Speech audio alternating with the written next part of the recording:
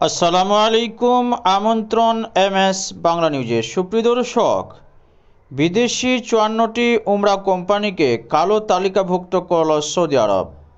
এর পিছনে কারণ কি বিস্তারিত আলোচনা করছি, ভিডিওটি শেষ পর্যন্ত দেখুন। ভালো লাগলে একটি লাইক দিন, চ্যানেলটি সাবস্ক্রাইব করুন। পবিত্র উমরা যাত্রীদের ভ্রমণের ব্যবস্থা করতে গিয়ে আইন লঙ্ঘন করায় বিশ্বের বিভিন্ন দেশের ৫৪টি ট্যুর অপারেটর কোম্পানিকে কালো তালিকাভুক্ত করেছে সৌদি আরব। এসব কোম্পানি আরব ও ইসলামিক ১৯টি দেশ থেকে ওমরা যাত্রীদের সৌদি আরবে ভ্রমণের ব্যবস্থা করেছিল, যাদের বিরুদ্ধে অসৎ উপায় অবলম্বনের প্রমাণ মেলায় ওই ব্যবস্থা নেওয়া হয়েছে। মঙ্গলবার সৌদি আরবের আরবি ভাষায় দৈনিক আল ওয়াতানের এক প্রতিবেদনে ট্যুর কোম্পানিগুলোকে কালো তালিকাভুক্ত করার খবর দেওয়া হয়েছে। এতে বলা হয়েছে, গত মাসের হজ যাত্রার সময় ট্রাভেল এজেন্সিগুলোর আইন লঙ্ঘনের অনেক ঘটনা পাওয়া গেছে। এরপর সৌদি আরবে উমরার নামে অবৈধ উপায়ে ভুয়া প্রমাণের ব্যবস্থা করেছে এসব কোম্পানি।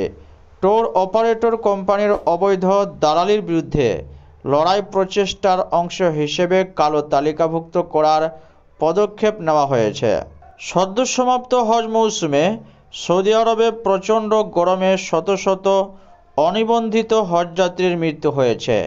এই ঘটনার পর সৌদি আরবের প্রশাসন অনিবন্ধিত হজ ও উমরা যাত্রীদের সৌদি আরবে পৌঁছানো ঠেকাতে কঠোর পদক্ষেপ নেওয়ার ঘোষণা দিয়েছে। আল ওয়াতান বলেছে, উমরা যাত্রীদের সেবাদানকারী সৌদি আরবের কয়েকটি সংস্থা দেশীয় ও বিদেশি দালালদের তথ্য ফাঁস করতে সৌদির নিরাপত্তা সংস্থাগুলোর সাথে সমন্বয় করে কাজ করছে। অজ্ঞাত একটি সূত্রের বরাত দিয়ে আল ওয়াতান বলেছে, এই ধরনের দালালরা মানব পাচারের সাথে জড়িত বলে ধারণা করা হয়, কারণ যারা ভিজিট ভিসায় বৈধভাবে উমরা পালনের খরচ বহন করতে পারে না, তাদের অনিবন্ধিত উমরা যাত্রী হিসেবে সৌদি আরবে নেওয়ার অভিযোগ রয়েছে এই দালালদের বিরুদ্ধে। তবে ট্যুর অপারেটরদের কোম্পানিগুলোকে কালো তালিকাভুক্ত করার বিষয়ে সৌদি আরবের পক্ষ থেকে এখন পর্যন্ত আনুষ্ঠানিকভাবে কোনো মন্তব্য পাওয়া যায়নি বলে জানিয়েছে আল ওয়াতান। সম্প্রতি সৌদি আরবের হজ ও উমরা বিষয়ক উপমন্ত্রী আব্দুল ফাতাহ মাসাদ বিভিন্ন উমরা সংস্থার প্রতিনিধির সাথে বৈঠক করেছেন। নতুন উমরা মৌসুমের প্রস্তুতি নিয়ে আলোচনা করার জন্য এই বৈঠক করেন তিনি। বিশ্বের বিভিন্ন দেশের প্রায় ১৮ লাখ মুসলিম পবিত্র মক্কা ও এর আশপাশে বার্ষিক হজযাত্রা শেষ করার পর দেশটিতে এই উমরা মৌসুম শুরু হয়।